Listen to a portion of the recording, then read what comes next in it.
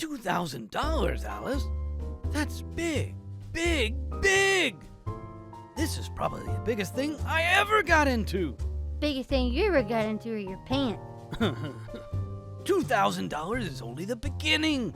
After I get the $2,000 for selling these 2,000, then I have more money to buy even more, and I can make a fortune. Alice, this is the key to my future. Don't tell me they got an attachment on this key for opening the door at Bellevue. You want to go to the moon, Alice? Do you want to go to the moon? Next devotion, please.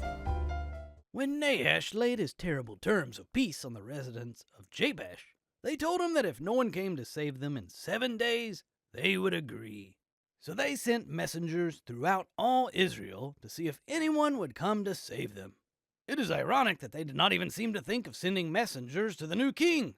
It seems that not many people were impressed with the big guy. Nonetheless, word did get to him, and when it did, he blew a gasket. It is a good thing that he did. 1 Samuel 11:6.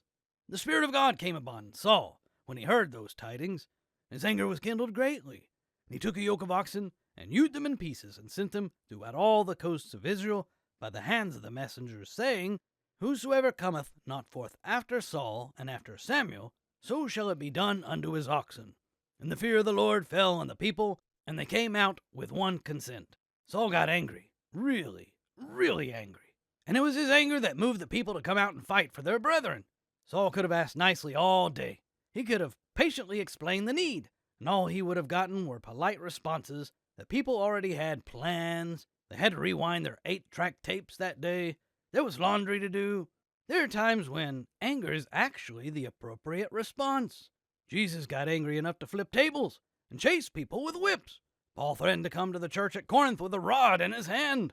Aged John threatened Diotrephes.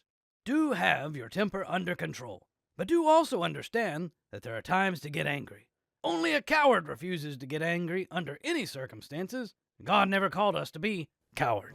Well, I know you can get angry, but do you have it under control, Ralph? You make an excellent point. And the fact that you are not on the moon, able to tell me this, I would say yes. Have a blessed day, folks.